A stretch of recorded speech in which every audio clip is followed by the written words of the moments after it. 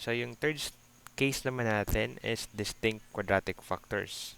Kapag sinabi nating distinct quadratic factors, yung factor natin sa denominator is no longer or cannot be factorized further. Meaning to say, yung quadratic, magiging quadratic factor na lang yan. Okay? So, kapag ganyan, okay, unahin natin ilagay yung linear factor, then yung numerator natin, a pa rin, isang variable lang, plus yung quadratic factors, yung numerator niya would be in this form na b times x plus c. Okay? Ganyan. So, let's try to solve some example.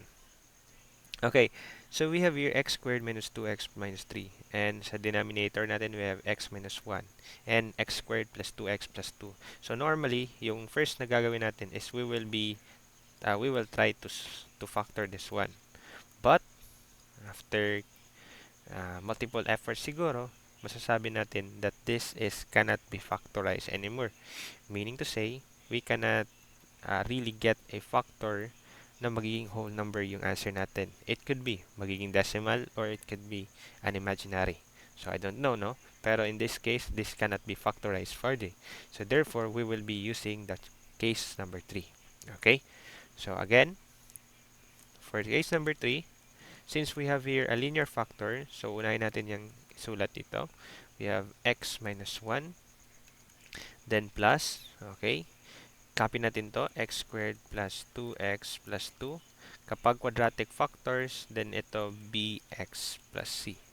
Okay? Same thing sa ginawa natin kanina. So, this is now your quadratic factor for this one, no? Ito. So, ulat muna natin, ha? So, siguro ibaba ko na lang to. Okay, hold on, ha?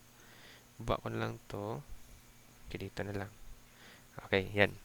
So, again, this is a, then x minus 1, then plus, okay, we have x squared plus 2x plus 2. Dito, magiging bx plus c. Okay, ganyan. Tama ba?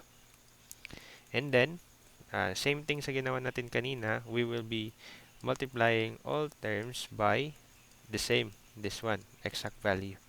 So, we have here x minus 1. Okay, blue na lang para ma-identify talaga. Then, we have x squared plus 2x plus 2. Ganyan.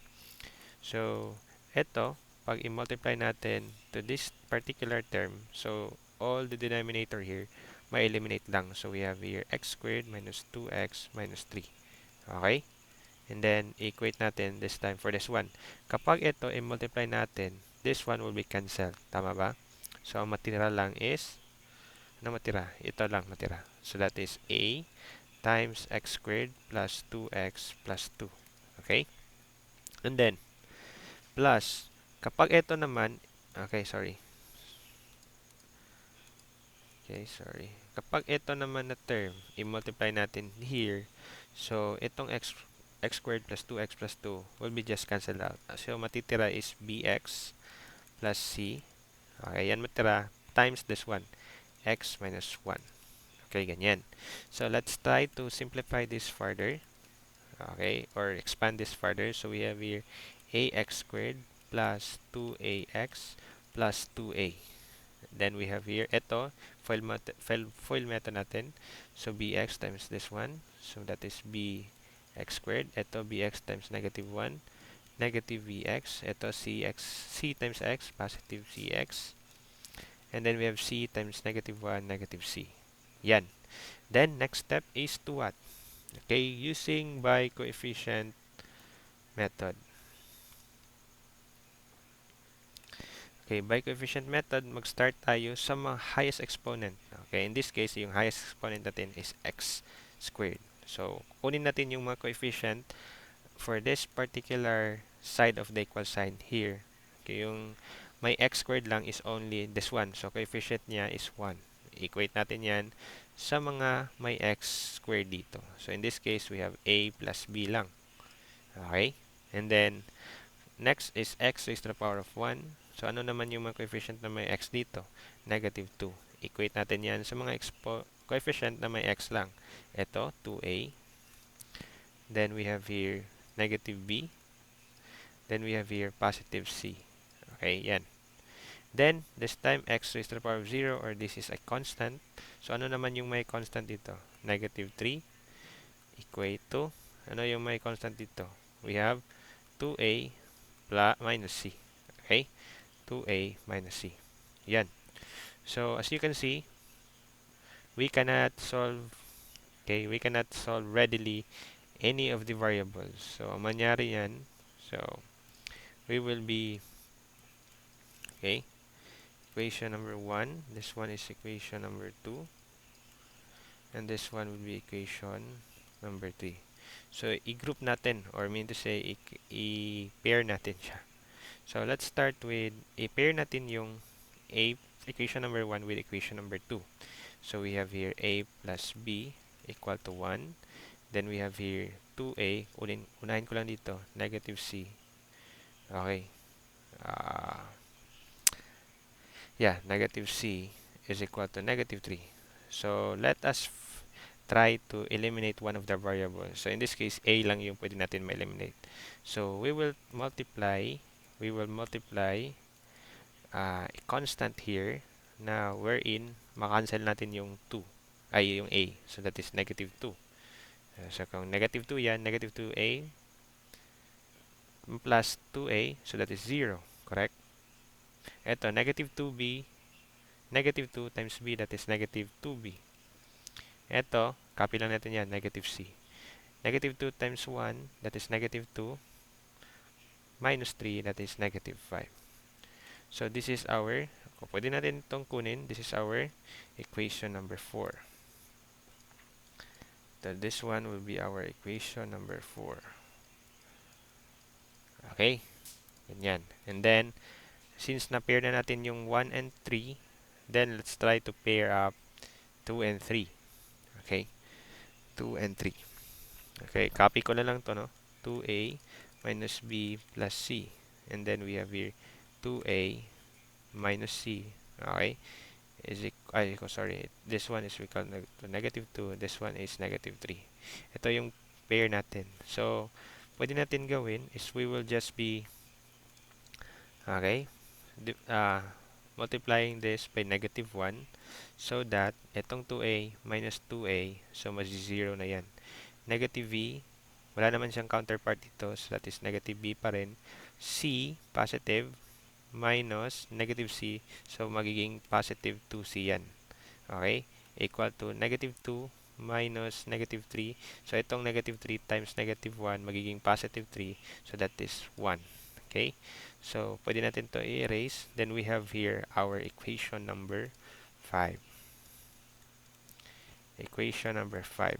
Okay, as you can see, yung equation 4 natin and equation number 5 are all functions or all equation na may b and c lang. So, we can just also equate. Okay, equate 5, so we can, for equation, okay, equations 4 and 5, so we can solve the values of b and c, okay, using the systems of linear equation, no? So, copy lang natin yung equation number 4, and then we have negative b plus 2c for our equation number 5. So, we will be eliminating one of the variables. So, let's try to eliminate na lang c. Okay, when we multiply positive 2 here, okay, we will be multiplying positive 2 here para, para itong 2 times negative 2b, magiging negative 4b minus b, so that is magiging negative 5b. Correct ba? And then, positive 2 times negative c, that is negative 2c, plus 2c, magiging 0 yan. Okay? Or wala na lang. Equal to negative 5 times 2, magiging negative 10, plus 1, magiging positive 9. So, therefore, yung b pala natin is negative 9 over 5. Kuha ba? Okay? Yung b natin is negative 9 over 5. That is our b. Now, going back to either of the equation, pwede equation number 4 or equation number 5. So, for me, I would just need to use equation number 5. This one, itong b natin, that is negative 9 over 5. Okay, from here, yun. And then, plus 2c equal to 1. Okay, eto, transpose natin, di ba magiging positive to negative times negative 9/5, magiging positive. So that is 2c is equals to 1 positive, this is positive, tapos pag transpose natin, magiging negative ulit yan, 9/5. And then, let's divide by 2. So therefore, yung c pala natin is equal to, okay, kunin ko lang yung calculator, no?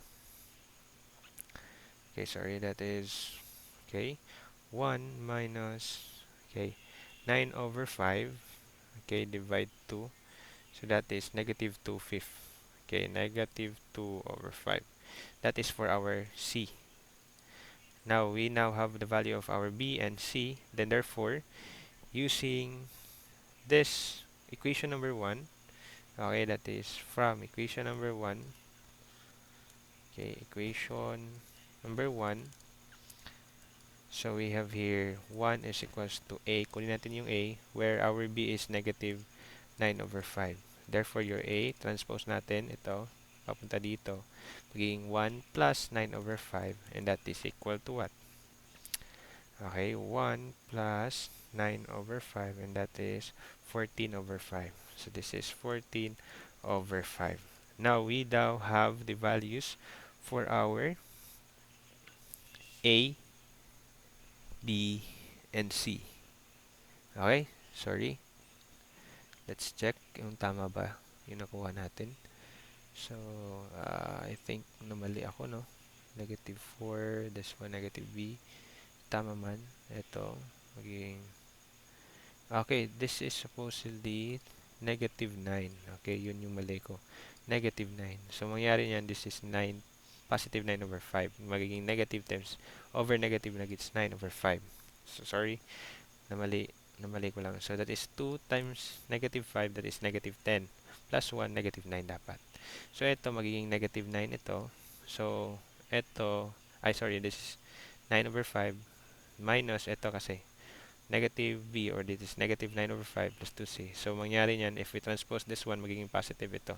So, yun, namali ko. So, that is ulit 1 plus 9/5. And then, we have here 2. So, that is 7/5. Okay? So, this is supposedly 7/5. Positive. And then, kapag ito, 9/5, okay, dapat positive yan. Yeah, that's positive. Mali pa rin. Wait no, going back, A plus B. So, kapag positive to, matranspose sa kabila, magiging negative. Tama. So, this is supposedly negative. So, that is 1 minus 9/5. And that should be negative 4/5. Ito yung tama. Okay? Negative 4/5. Then, therefore, we now have our values for A, B, and C.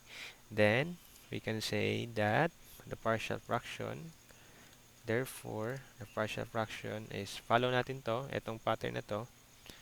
So, that is, una natin yung A, that is negative 4.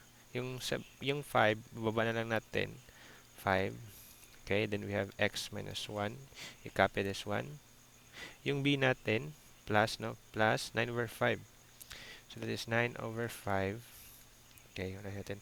9/5x. Plus yung c natin, that is 7/5. Okay, over, copy natin x squared plus 2x plus 2. Para mas maganda, yung 5, di ba common yan? So, we can just factor that out. So, in this case, this is equal to negative 4/5. Okay, 4/5x minus 1. Then ito, again, labas natin yan. So, magiging 9x plus 7. Yung 5, mapunta na siya dito sa denominator. So, we have x squared plus 2x plus 2. Okay? So, mas maganda. So, we now have our partial fraction for this specific problem. Okay? I hope nakuha nyo yung pattern or yung flow ng pagsasolve natin for partial fractions. Okay?